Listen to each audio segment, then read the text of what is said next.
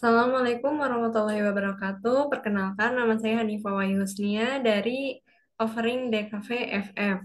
Nah, di sini saya dan rekan-rekan saya akan presentasi mengenai analisis bangunan budaya visual. Perkenalkan nama saya Arifah Safira Zaro. Di sini saya akan menjelaskan tentang Tridharma Eng Agyo. Eng Agyo sendiri bermakna istana keselamatan yang abadi. Eng berarti abadi, An berarti keselamatan, dan Kyo berarti istana.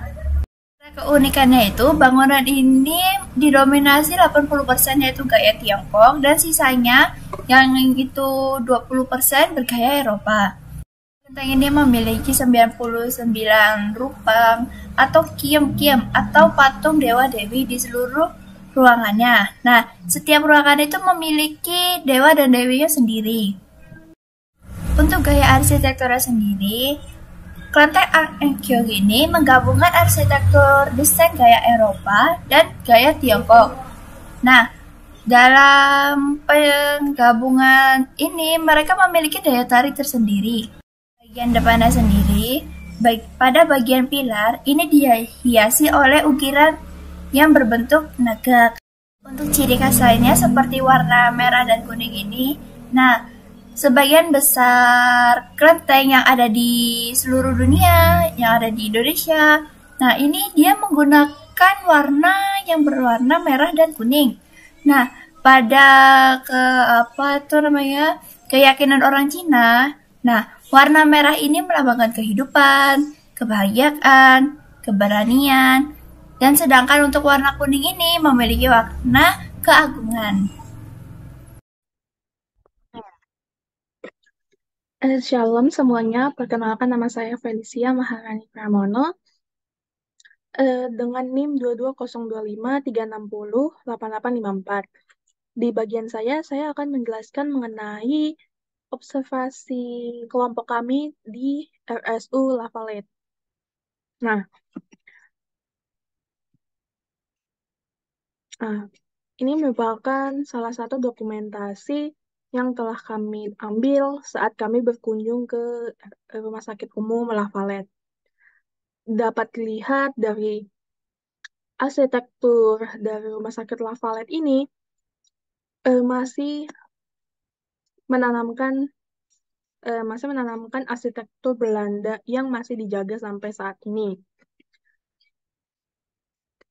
Nah, bisa kita lihat dari arsitekturnya tadi, ternyata sejarah RSU Lafayette ini berasal dari dulu, yang dimana pencipta atau ketua dari Rumah Sakit Lafayette ini adalah Georg Christian Renaldel de Lafayette. Nah, jadi kita bisa simpulkan kalau RSU Lafayette ini diambil dari nama beliau. Nah, jadi nama Lafayette diambil dari nama pemilik saham terbesar Rumah Sakit Lafayette di kala itu, yaitu Georg Christian Renaldel de Lafayette, yang dimana beliau juga menjabat sebagai ketua yayasan. Beliau juga yang mengatur segala pendanaan dalam pembangunan. Nah, sejarah Rumah Sakit Lafayette ini berdiri di tanggal 9 Desember 1918, yang dimana Rumah Sakit Lafayette ini semakin mengukuhkan sebagai salah satu rumah sakit tertua di Kota Malang. Nah, gambar kedua, bisa kita lihat di situ terdapat beberapa orang. Nah, jadi sebelum adanya Rumah Sakit Lafayette ini adalah klinik, bukan rumah sakit. Nah, klinik Lafayette ini dimiliki oleh pemerintahan Hindia Belanda. Berkat ide pengusaha perkebunan besar yang tergabung dalam Yayasan Stichting Malangse Ziekenverpleging, klinik ini diganti menjadi Rumah Sakit Lafayette. Nah, pada tahun 1958, Lafayette Clinic diambil alih oleh badan milik pemerintah Indonesia yang bernama Pusat Perkebunan Negara. Hingga pada akhirnya pada 1961, klinik Lafayette ini diserahkan kepada PPN dan namanya diganti menjadi Rumah Sakit umum Lavalette sampai yang kita tahui sampai sekarang. Nah, saat ini Rumah Sakit Lavalette itu dipimpin oleh Dr. Abdul Rohim Mars. Ia mengatakan Rumah Sakit Lavalette ini telah genap berusia 100 tahun dan terakreditasi SNARS ED1 dengan tingkat paripurna. Materi selanjutnya akan dijelaskan oleh teman saya. Sekian dari saya, terima kasih. Di sini saya akan menjelaskan tentang SMAK Koresu. Nah, SMAK Koresu ini beralamatkan di Jalan Jaksa Agung Suprapto atau yang dulunya bernama kawasan Celaket. Kenapa kelompok kami memilih Koresu? Karena SMAK ini memiliki nilai arsitektur dan sejarah yang tinggi.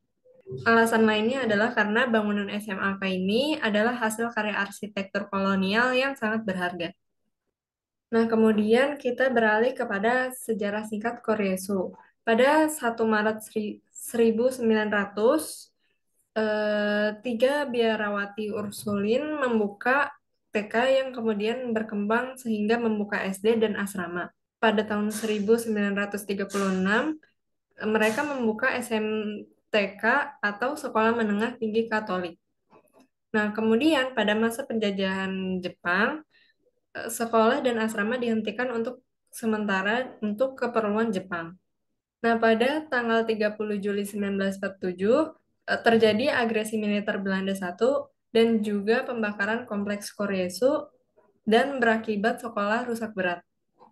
Nah, selanjutnya pada tanggal 15 Juli 1951, Sekolah Pendidikan Guru Santo Agustinus berubah namanya menjadi SMA Koryesu.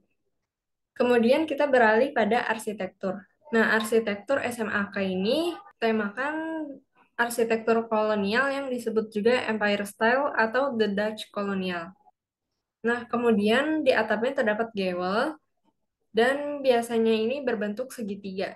Selanjutnya, arsitektur ini yang paling ciri khasnya adalah bangunan yang tinggi sehingga berkesan megah. Ciri selanjutnya adalah model atap dengan kemiringan yang tajam.